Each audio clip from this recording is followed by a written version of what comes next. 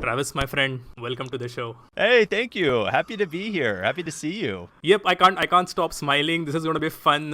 We go back a long way, and I believe both of us have some controversial opinions to talk about, to share when it comes to learning and development. So why don't we start with this? What do you think is broken when it comes to learning and development that happens in organizations of any kind? What do you think is broken? Let's start from there, and then let's see where it goes. Oh gosh, wow. What a great question to start with. And we're gonna go all over the place here in a fun and interesting way. So I was a big fan of The Daily Show when Jon Stewart was the host. I haven't watched it too much with Trevor Noah as the host, and I think I'm missing out. But he had on a guest, Tim Gunn, the fashion icon. And Tim comes on, and they're doing their banter, and they're talking about the show he was on at the time, Project Runway. And the conversation meandered, and then it went.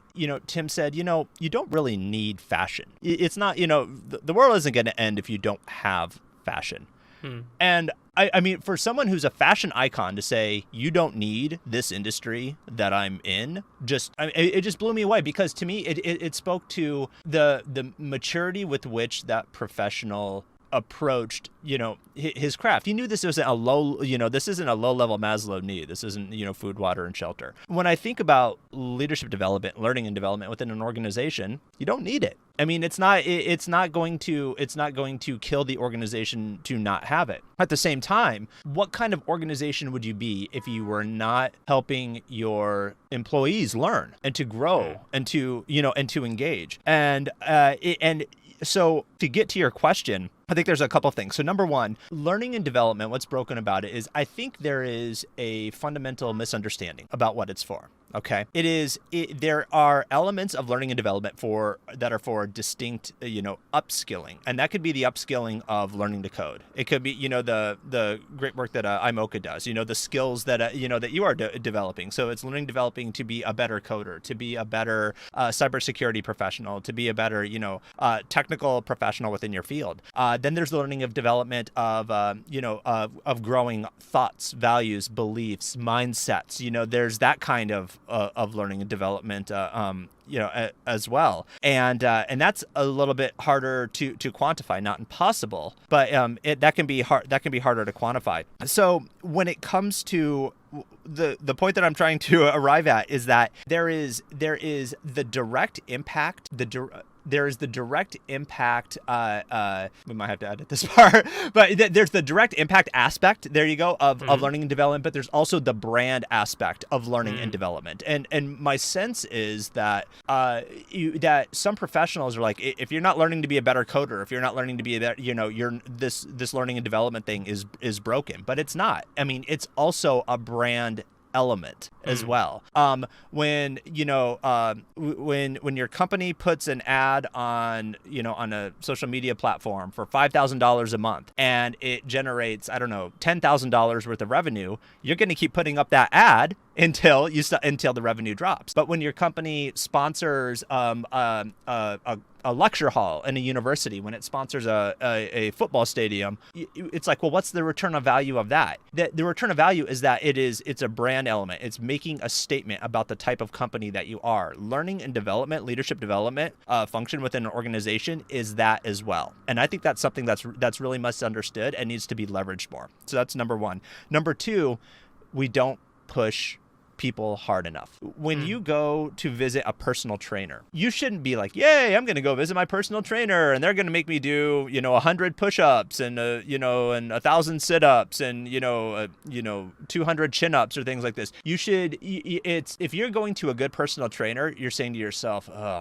this is going to be hard, but it's worth it. On the other end of it, I'm going to be better. Leadership development should be just like that. It should be pushing the boundaries. It should be creating clashes. It should be generating heat for those that are in that experience. So that way, when they come out of that experience, there is an intellectual and emotional connection to what they just went through that is going to tie in and lead to new synergies, new ways of being for them as leaders. And more often than not, I feel that it is what I would call leadership theater, where you're doing something, but you're not, you're doing something, but you're not really doing anything. And the outcomes aren't tied up, or it's not reinforced enough with it's not reinforced enough with that brand that you're trying to exude. So I think that's the second thing. And the third thing finally is what a friend of mine who's a consultant at a tech company used to say is the pause for the cause, and that's the reflection.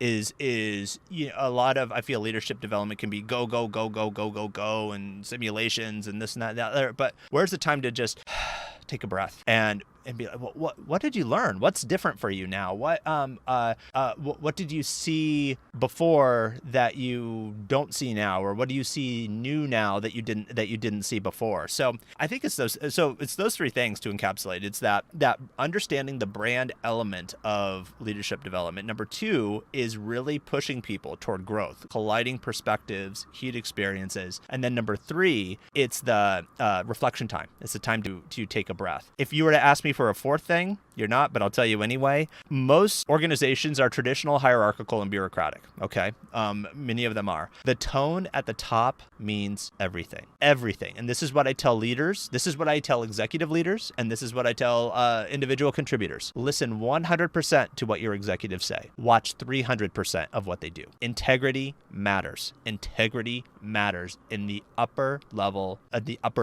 of the organization, and a focus on that from a leadership development perspective is so important, because you could be doing this great stuff down here, but if it's not endorsed by the top, if it's not believed in by the top, if it's not spoken to by the top, if those values and beliefs have it enculturated in such a way that the top, it's not only from the top, but they can really accelerate and reinforce the type of learning that's going on at the lower echelons in the organization. It's going to be an uphill battle, not a like vulnerability. If the top of your organization doesn't believe in being vulnerable, doesn't believe in expressing tensions and having hard conversations, all the tension cards done by the Ready, all the crucial conversation programs done by they're not called Vital Smarts anymore. I think they're called the Crucial Company or something. It doesn't matter. It's I'll put it this way. I'm not going to say it doesn't matter. I want to walk that back. The likelihood of success for the change that's trying to be made is going to be very small. Wow, so there are like 4 directions we can take from here. Yes, go. Hey, pick a door.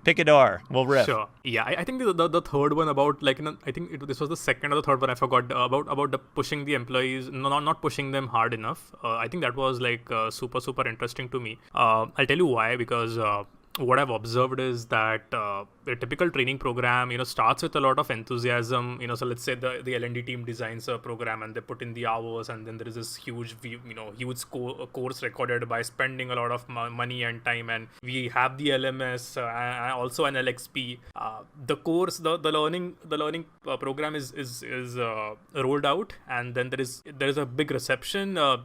People love it for the first 9 days or so, and then the participation stops dropping.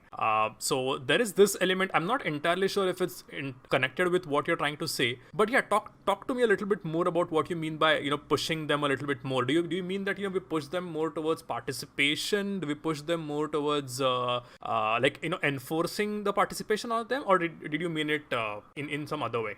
A couple of things that pop up, and that's a great question. So when you talk about the participation dropping off, what pops in my head is this: you don't have enrolled employees. You don't have enrolled participants. They're not enrolled on the journey. You and I met in the marketing. Many leadership development programs are put together and formulated by a hierarchy within the organization. This is for individual contributors. This is for senior managers, directors, whatever. I listen a lot to Mark Maron's WTF podcast, and he's a comedian here in America. And he says, after decades of doing stand-up, he realized that he doesn't have a demographic. He has a disposition. And I'm like, that's beautiful. That helps create not perfect enrollment. There is no such thing as perfect enrollment, but that creates enrollment. So for me, if I were being a consultant for you, and if you start seeing that participation drop off, one of the first things I would do is say, who are your participants? Are they enrolled? Because it's very likely that they're not enrolled. That's different though That's very different though from participants that are the right participants. They're your disposition participants, but you're not engaging them in a way in which they are looking to be engaged. So I think that's almost a second level is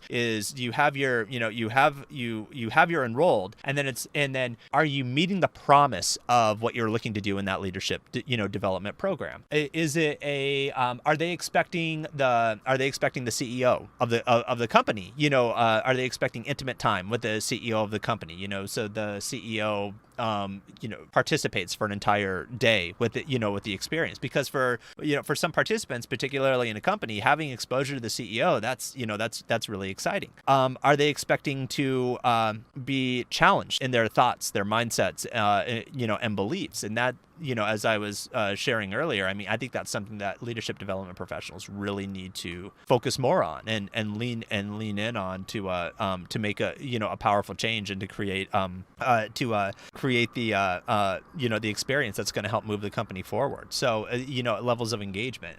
Is the content rich? Is the content rich enough in order to keep them plugged in? Because it's different. It's different having utilize. I don't know. I'm just pulling things out of thin air. It's different using the Happiness Advantage by Sean Achor versus Dare to Lead from Brene Brown. Sure, there's Venn diagram overlaps in the work that they do, but there's a different approach and different idea. So if you have a group that's expecting more Sean Achor versus Brene Brown, then you're going to have disappointment, and then they have to make a decision for themselves whether they continue to engage with that or not. There are probably some other things that I'm not thinking of right now, but when you're starting to see that participation go down, I think that those are some things that you need to consider. And I think talking with your learners is a great way in order to best understand that. I think doing some I'm such a huge fan of pre-mortems. Before this learning program engages and starts, what could possibly go wrong with it? And I never would have said a global pandemic could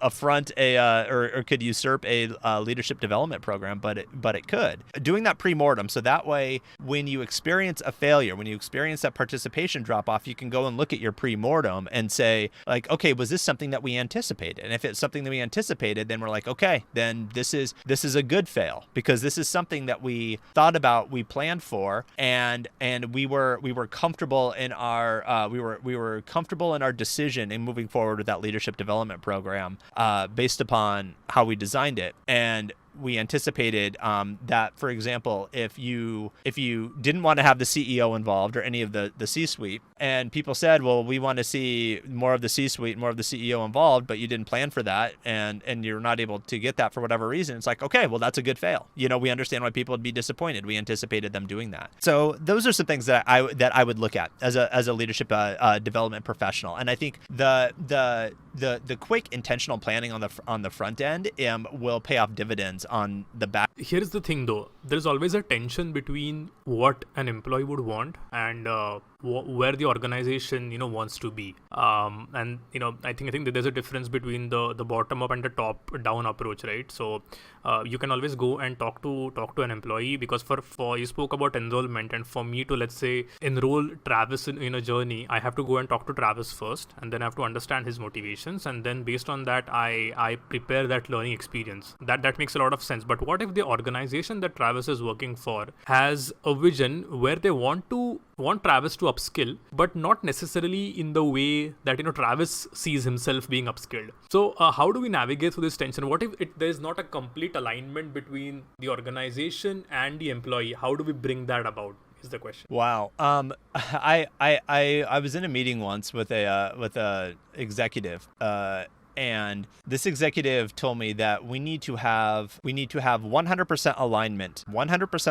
between what we were doing and what their peers wanted. And their peers were overseeing pretty significant business units, parts of the organization and the company that I was in. 100% alignment. Wow. 100% alignment. I had the audacity to tell this executive, when my wife and I are 80% aligned, that is a great day.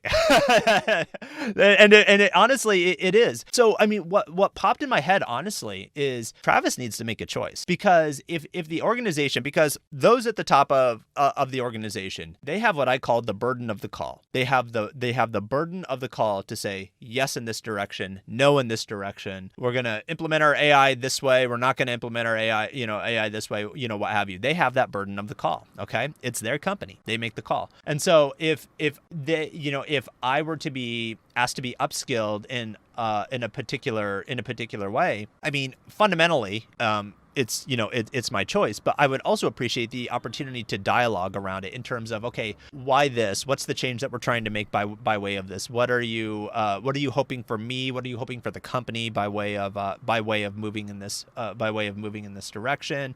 And just having that opportunity to talk it through. I'm thinking of the work of researchers DC and Ryan and their self-determination theory: autonomy, mastery, and purpose. All three of those things are, they're on a spectrum, in some cases they're different polarities. So there has to be I think a melding, if you will, between the intent and vision of the organization and the intent and vision of that employee. And it could be that without that dialogue or that reflection or thought or consideration, the employee could be missing out on something that could be life-changing, because there have been cases of employees saying, like, I really was not bought into this, and then I decided what the heck and tried it, and oh my gosh, it changed my life. It was such a great decision. Or there's some that they tried something and they're like, this wasn't for me, or there was a piece of information left out that I didn't consider. So I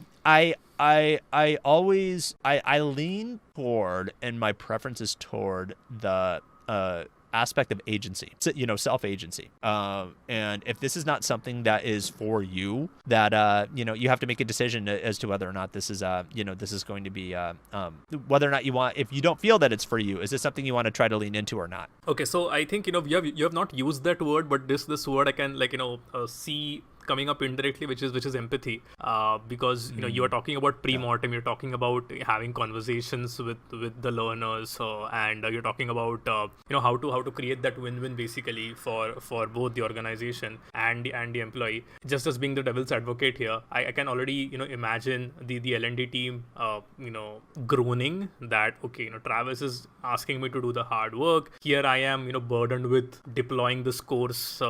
My deadline was yesterday and I'm not done with that, and I have to bring on the subject matter expert, and then I have to deploy this on record the course, deploy it on the LMS. I don't have the time. I don't have the time. I don't have the energy to sit down with an employee and ask him or her about where they want to go. I just have received orders from my CHRO or my CEO or whoever my boss is to execute this. And I want to put an asterisk here before I let you answer, which is that I completely understand that this is also a cultural thing.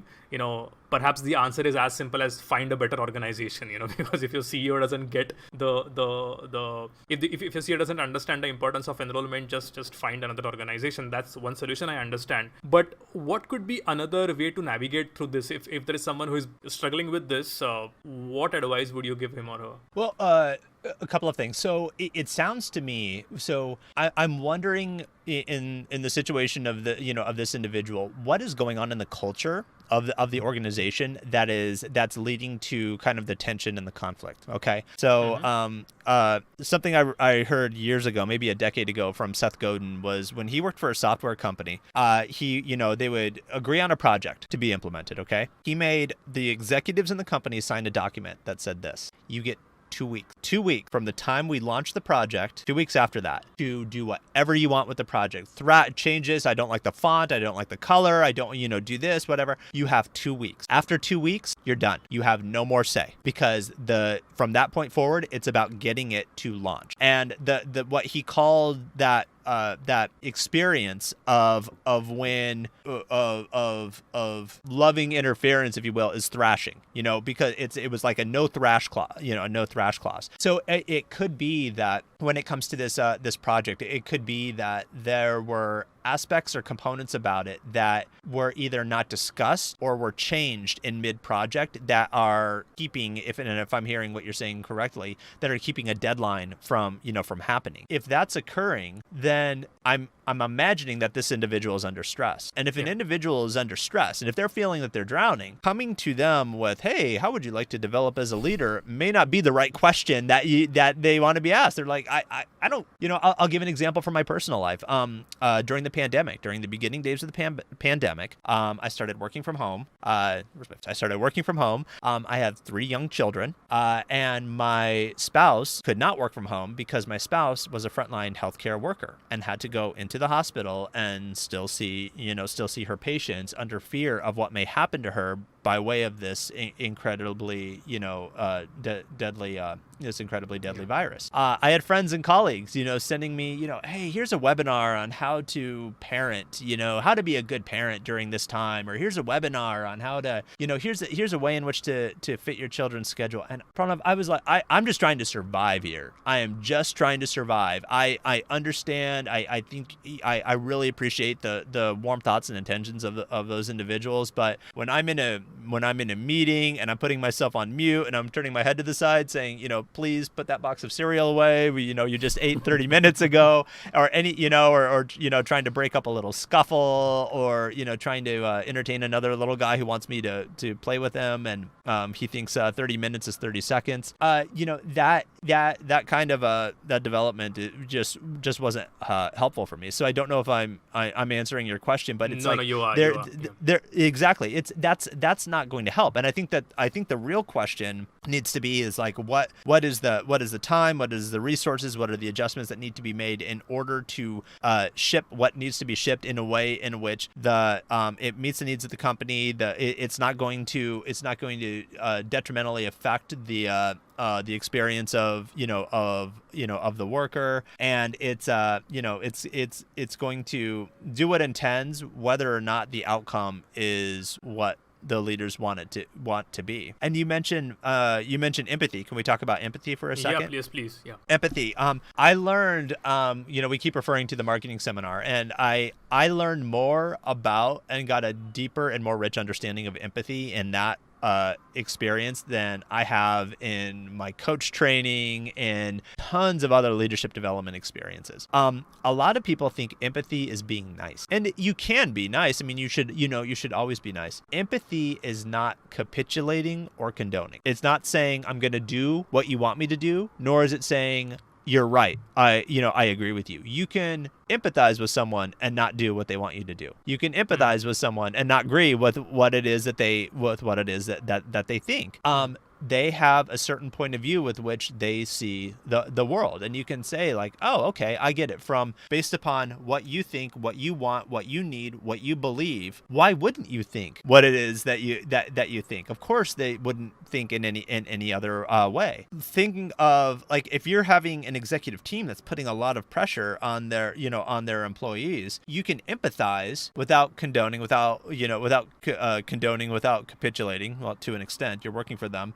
Those executive leaders, they're being driven towards success. They're afraid of the company failing and not being able to put food on the table for their employees. Maybe there's some ego involved, or what have you. You can say to yourself, "Oh, okay, I get it. I understand how someone in your position would act and think and behave how you're acting." And then you can say to yourself like, "Okay, is this for me, or is this not for me? Is this something I want to buy in and endorse, or not?" But yeah, that empathy component, I think, is really powerful. Whether you're designing a product to work for a particular customer, or whether you're engaging with somebody that you're in harmony with, or somebody that you're in conflict with. Yeah, thanks for bringing up the point regarding if you're drowning, you can't be expected to innovate. I think that was fantastic, because a lot of times we look at all of this inspiring messaging on Twitter and LinkedIn, but the reality is that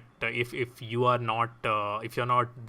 survival issues, then you can't innovate. And I think that we need that dose of reality as opposed to living in a fantasy world. So yeah, thank you for bringing that up. I kind of want to build on top of that, which is let's say that someone again, like a typical L&D professional is able to get to a point where surviving is, for example, not an issue for him. Let's say things are going a little okay. So if we keep that person in mind, there is this talk of moving from being an order taker to a strategic partner for a learning and development professional. And I want to make a very blanket statement. A very I'm painting with broad strokes here, but I genuinely find that the learning and development community is nice. They are very, very nice people. They truly care about the employees, which is not something that I see every day.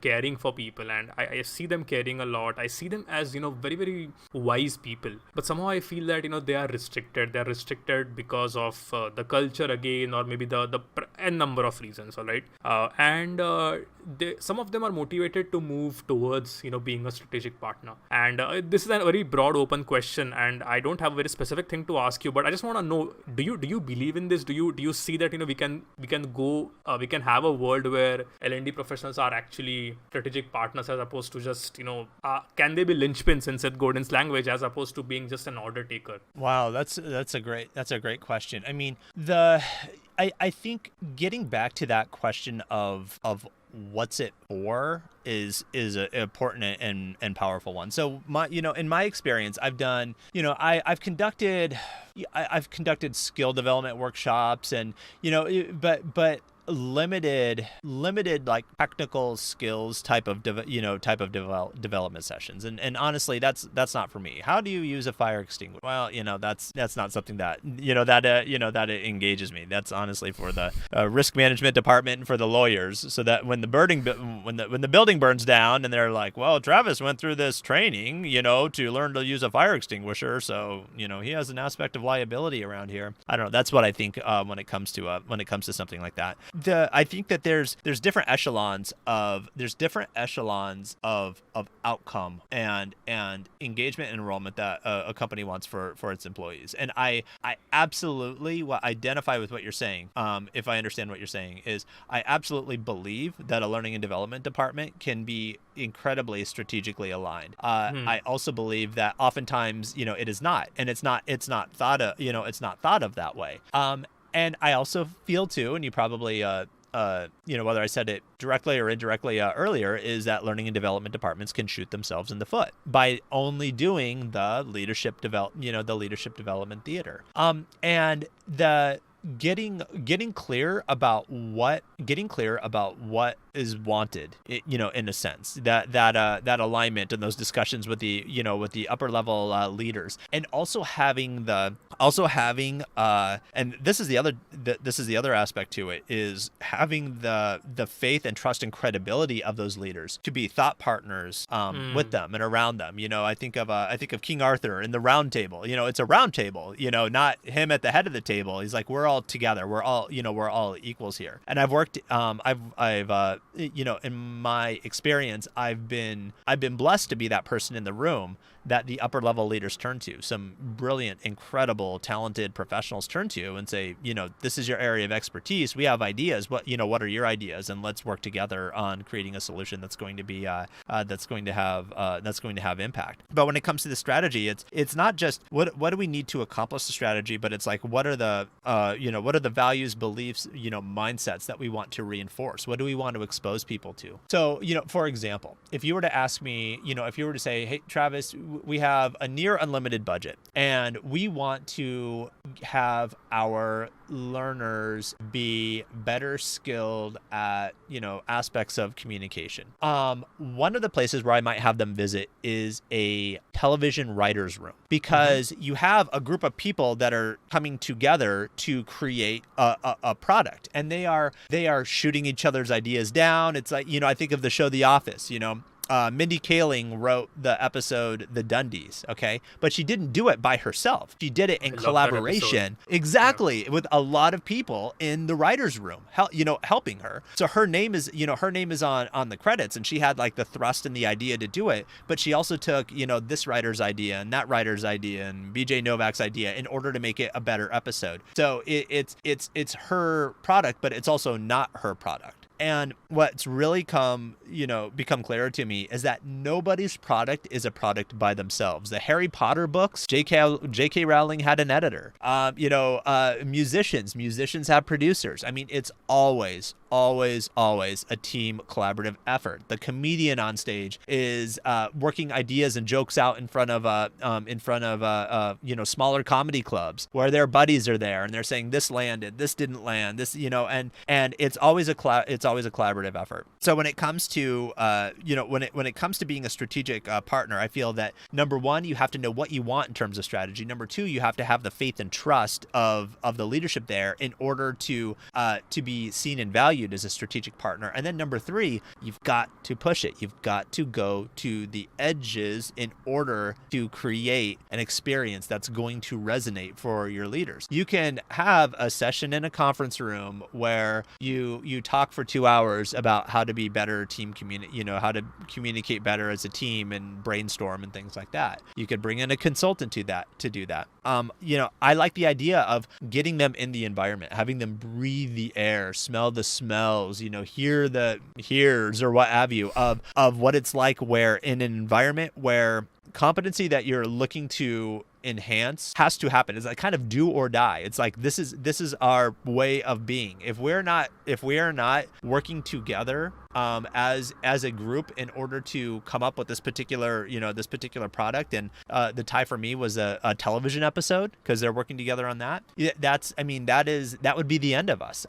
My children go to a Montessori school, and so when you talk about self-directed learning, I think that would be an interesting experience for executives to go to. If you're looking to create an environment where your employees are learning on their own and becoming more self-directed, look at a Montessori teacher where they're not sitting at desks and being told, say this, do this, write this in the book. They're helping to guide the learners. They're sitting with them. They're watching the children and observing them as they're engaging with the materials. They're helping to guide them in a tactile and visual way to learn concepts that aren't in the standard industrialist, do this on a sheet of paper type of method of doing so. And so if you think about that, I mean, you think about other industries or other under fields or other industries or other practices where that you can really have people engage with and lean into in order to accelerate those competencies. But to me, it does.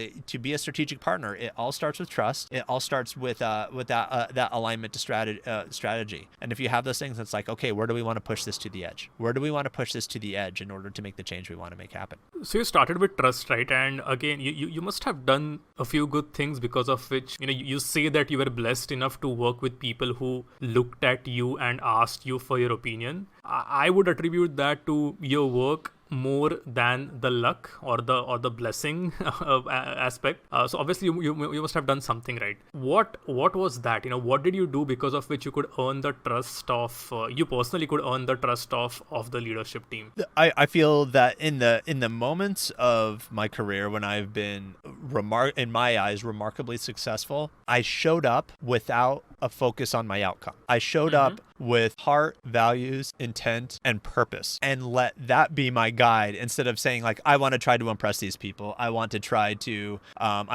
make them do this. It's like, because you can't control the outcome, but you can always be on purpose. So for example, in those meetings with those upper level leaders, I think that there were people that were expecting me to just show up and shut up. I'm there.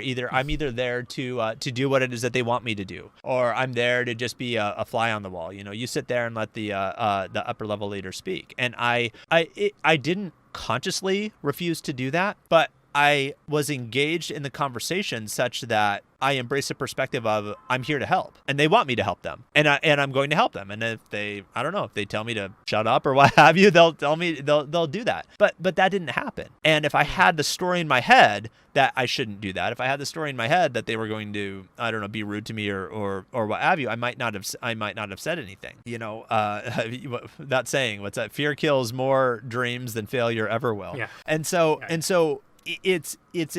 just that intent in showing up and that intent in expressing and intent in help would position me as that professional, as somebody who, could be turned to and regarded as a thought partner or a doer or someone who can help meet a particular need. But it wasn't about me. And when I think back, and maybe I should do this more, is when I think back to those times when I felt I was really at my best, it's normally, it's like I'm taking my own self and my own ego out of the equation. And it's like about, what are we here for? Who are we trying to change? How are we trying to change them? And what can we do in order to be of service to those individuals? And that's where I found success that I can be really proud of. So flipping the question, okay, and perhaps you have answered this already, but still I want to put this across, which is that, okay, so you earn the trust of the upper leadership. How did you earn the trust of the employees or the learners? I think it's through transparency. I think it's through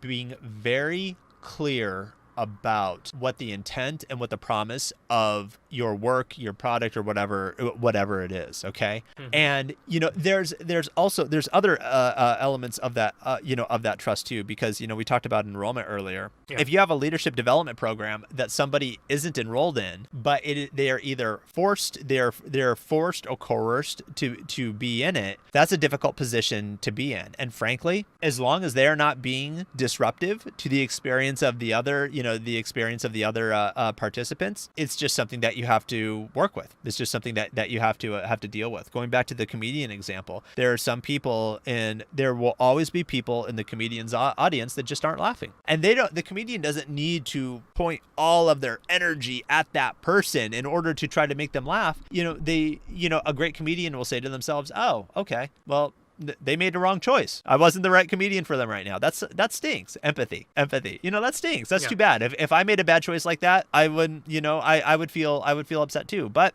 I'm going to keep doing my set because there are 300 other people here that are just hanging on my every word. But the thing is, in a sense, honestly, the person who was the wrong audience member probably didn't do their due diligence to really understand who that comedian was and what they were about. Now, comedians work at a different level or echelon because they're public and they're out there, and some are very famous. You go to see Jerry Seinfeld, you're going to know what you're going to get. Somebody may not know what they're going to get by coming to Pranav's leadership development program, and so that's where I feel it's very incumbent upon you and us as leadership development professionals to be very clear. This is what it is. This is what it's for.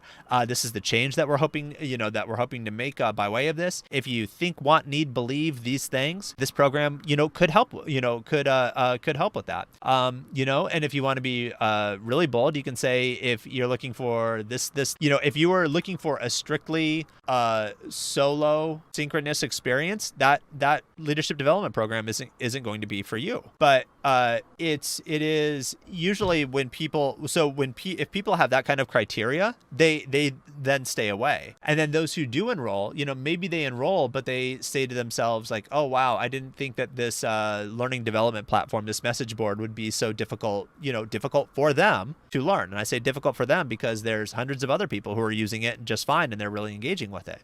In which case, then they opt out because it's not for them. To me, I want to say two things. Is number one, that transparency to earn the trust, I think, is absolutely critical. Number two, I think the professional needs to be very understanding of themselves and understanding of the other factors that could influence trust in a way in which they can't influence it. Because again, if I'm here to within a company and I'm here to do a leadership development program, and I have a group of individuals who aren't enrolled of it because they're either forced or coerced to be a part of it, that's I don't feel there's a whole lot to do about that unless you're having those discussions on the front end. You're doing a pre-mortem around that with your upper level leaders, and that's and that could be a pre-mortem thing. Is we get low scores on our post-course evaluations because there are people there who are just not enrolled. And Pranav, I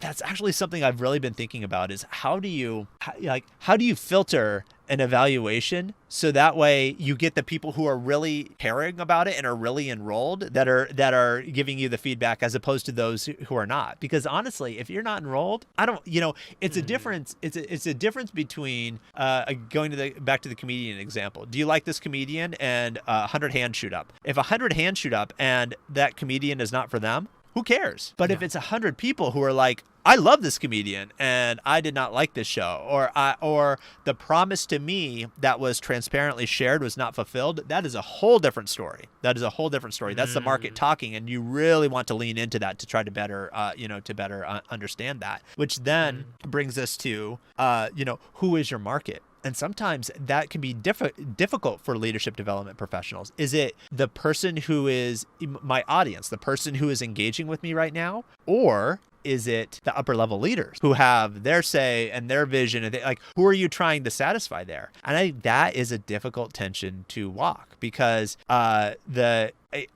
think that's something, gosh, this is even going back to your first question, where leadership development can be broken is not being clear and focused on, is this person, am I trying to please the vice president, or am I trying to please, the people who are going to be in the audience of the program? And so when you ask the question, like, what's it for, or who's it for may not be the audience. Who it may be for is that vice president. And then that's going to be a very different experience. Yeah, that's a really, really interesting perspective. I don't think I had thought about that before. I have nothing smart to say on that, honestly, but yeah, it's making me think with regards to what's it for and how we can actually cater or tailor the feedback to the people who are actually enrolled, as opposed to measuring all the things that are not relevant to the program. So speaking of measurement, I am maybe taking a right turn here, but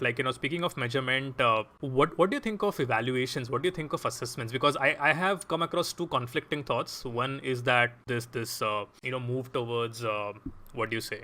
Let me think of the right word. Self-empowered learning, or something on those lines, where the learner is basically into the program because he or she wants to learn, and then there is no need to evaluate them or assess them. They can do it on their own or whatever. Then there is of course the other perspective where you obviously for a technical skill, for example, you do need to evaluate them, because if you deploy unskilled people on a project, that's going to lead to some kind of complication. It's going to cause all kinds of problems. So I think I have two questions, and you can go, you can run with any of them. One is the evaluation or the assessment part, and closely associated with that is the impact. Right. I mean, did the learning and development actually work? And we at iMocha have been doing some work on the Kirkpatrick model, and where there are 4 levels of evaluation. And so yeah, I mean, where do you stand with evaluation and assessments? Where do you stand with measurement of the effectiveness or the ROI? Is what I'm curious about. Oh wow, that's a great question. We as human resource professionals, learning and development professionals, need to, again, when I talk about taking it to the edge craft, that's something that we definitely need to do when it comes to our evaluations. And you mentioned the Kirkpatrick model. To me, it's what was the level one was what was the immediate reaction to it.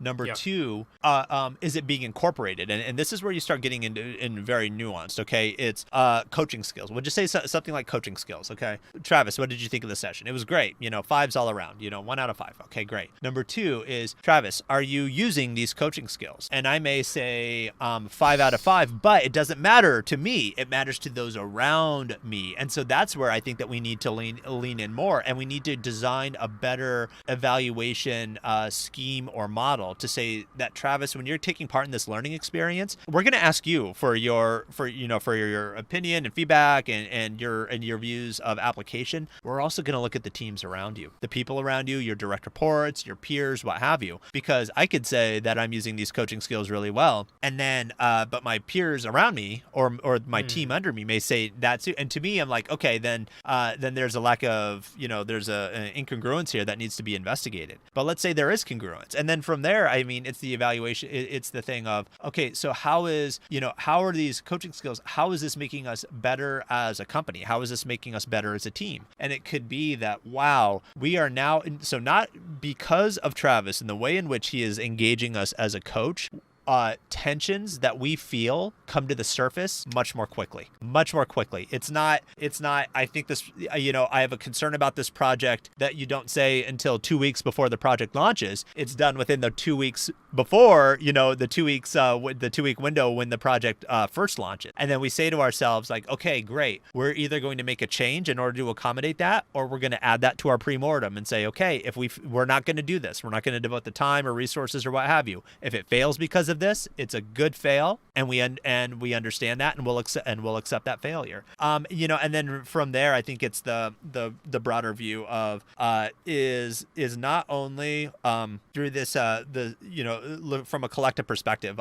Not only is this coaching skills program, are we better as a team, but are we doing better as a company? And that can be assessed by way of engagement scores, company focused engagement surveys.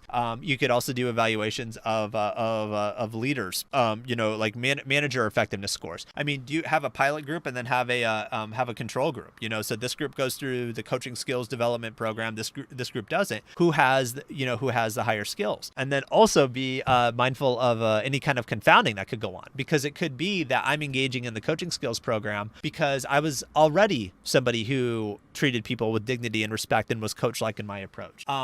It could be that I self-selected into the program because that's the type of things that I already like to do, and it came more easily to me, as opposed to somebody who, those kind of skills don't really come that easily to them, which again gets us into the question of enrollment, because if you coerce or force them into a class like that, they may be even more, recalcitrant. And so if you're designing an experience that's for those people who are skeptical or on the fence or may not readily adopt that kind of way of being, you're going to have, from a marketing perspective, you're going to have to take a look at that and empathize with them, and then to transparently create an experience and share what that experience is for in a way in which they're going to say like, okay, I'm willing to take a step closer on this journey. I'm willing to put myself forward and see what that's about. So does that help? Did that help? Yeah, it helps me. So see, I honestly, I was at one point of time, I wasn't sure if you would be a fan of evaluation or not, because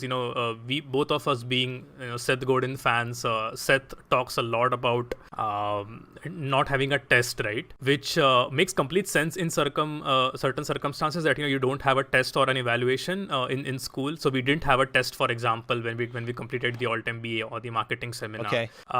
But I do believe that even though while what Seth is talking is true, I do believe that there is a need for assessments or evaluations, especially in enterprises, because there is a project to be delivered, right? And especially for technical skills, there needs to be a certain measuring mechanism. So with your answer, I got the validation that Travis necessarily is not against assessment or measuring the impact. It just needs to be measured in a much smarter way, in a much qualitative way than quantitative way. You have to think really hard about the data that you're gathering. It's not just sending a random survey or taking them through a test, but looking at the nuances, right? I mean, talking to the team, as you said, talking to the people who this guy reports to, talking to the people who work under him, and evaluating if the learning was applied, which I thought was super interesting. Yeah, and I hope it's funny because evaluation could be an evaluation after the test to say like, okay, a multiple choice test. In this situation, what kind of coaching skill would you employ? And A, B, C, or D, and you circle the right one. But and thinking back to the marketing seminar, I mean, as opposed as a part of your own marketing. If you were, an entrepreneur, a solopreneur, a freelancer, and you were in graphic design, and you had you did your work on the front end to say like, okay, this is my client, this is what they think, they want, they need, they believe, this is where they shop, this is what they watch on Netflix, and everything like that. So you design a website with that person in mind. The next best thing you do is to find that person, either through a friend or a friend of a friend, and show it to them and say like, what do you think about this? And that, because that person is the one that you are really caring about, and watching them engage and watching them click and ask questions and things like that, you are going to get so much valuable information. To me, that's an evaluation. That's an evaluation of the product that you're creating for the audience to be able to engage with it and to give you that needed feedback. And one of two things happens. Either you find out like, oh, I was wrong. This person who's engaging with my website isn't really the audience that I was looking for. You're smarter for that. Or it is, and they give you feedback that's so very invaluable. When it comes to like when it comes to programs, I'll tell you this. I mean, I think a huge, like if you have a leadership development program for high potential employees, okay, to me a huge mark of whether or not it has a success and credibility is if somebody has a new position open and they say, you know what, I don't want to look at any candidates except those that went through this particular leadership development program, the Pranav's coaching skills program. I don't want to see anyone else, because I know that those individuals that went through that program, that they were upskilled, they went through an intense experience, they are top notch. They came through change. And to me, I'm like, that is the most singing and ringing endorsement for a type of experience. Not the only one, but it shows credibility. And frankly, if that doesn't happen in an organization, I would ask myself, I wonder, what's the impact then? What's the, what's it for? What's it for? Exactly. What's it for? Exactly. So I know we have to wrap up, but I can't help but ask this one last question, which is what do you think of evaluating through projects? And I ask this because at iMocha we are also working at developing this scenario where the employee can so let's say you go through the training, or even before the training, if you want to analyze where the skill gaps are, instead of giving them an MCQ multiple choice question or a coding simulator, you basically ask them to design a live project, and you evaluate after looking at that project. And I know you and I are big fans of shipping and of project work. So yeah, I'm wondering if you have any thoughts on evaluating through projects. Oh, I think it's wonderful. To be honest with you, so I encountered young professionals in my career saying like, okay, I'm really interested in getting in the communications department, but I'm an administrative assistant. I have a bachelor's degree in communications. I want to work for the communications department in this organization, and I don't have a way in. I don't have the experience to be able to do so. And what I would say is, well, write a communications plan, write some fictitious copy, write something like that, and then you wrote it, and then people are generally pretty nice, and they will talk with you and they will meet with you. Do that, and then set up, do an informational interview with somebody in the communications department and put it in front of them and say like, hey, what do you think about this? So I think those projects are an incredible way to evaluate people. And again, saying that like where I've heard of many companies who do this, but instead of an interview, they work on a project. I wouldn't want a company to like exploit a candidate by saying, well, work on this project as a part of this interview, and they're like, oh, thank you, we're not going to hire you, but you created this incredible copy or work for us. But I think that's a great way. And as you were talking, what came to my mind is the incredible work, I cannot sing her praises enough, Dr. Amy Edmondson, and her work around teaming and psychological safety. She did a study of the implementation of a new medical device and the way in which it was incorporated into the medical practice of different institutions. A large academic healthcare institution and smaller community hospitals, and there were 4 different ones. And the extent to which the leadership created the project, the initiative, as a learning experience, and created the environment where there was psychological safety. There were frequent, like end of the week, reviews. How is this going? What do we want to say? And the environment where people can speak up and share their tensions. That's what led to the success of this medical device being incorporated into the institution where it was. It didn't matter how big the institution was. It didn't matter how much money they had. It didn't matter the letters behind the individuals' names.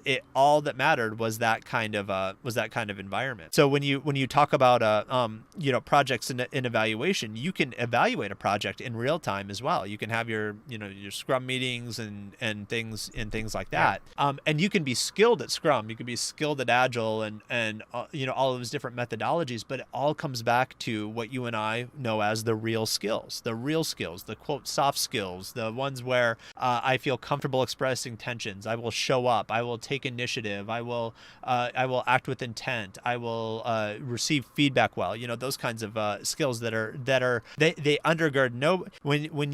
If you have 5 candidates in front of you and they all have 4.2 grade point averages or whatever the equivalent may be, and they all went to Ivy League schools and they all did this and they all did that, well, by what factors are you going to select one? And by what factors are they going to ultimately be successful? It's going to be those real skills that ultimately lead to success. Awesome. I want to be respectful of your time. I know that there are a lot of things that I would have loved to discuss with you, but that's for part 2 perhaps.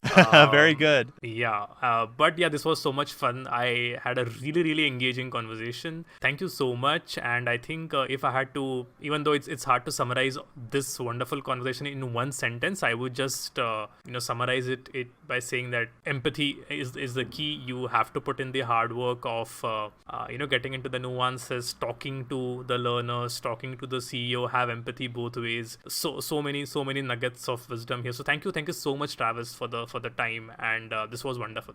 Thank you, Pranav. This was such a wonderful time. It was great talking with you and seeing you in person and talking about a subject that I know is very near and dear to us. It's a powerful field. There's so much opportunity here, and a company not just being about the end product, but the growth and the development, and the fulfillment, the betterment of people and the betterment of society are values that I hold close to my heart, and ones that I feel you hold close to your heart too. So the opportunity to talk about this was so wonderful. Thank you. Thank you, Travis, and I hope to have a part 2 with you very, very soon. Sounds great.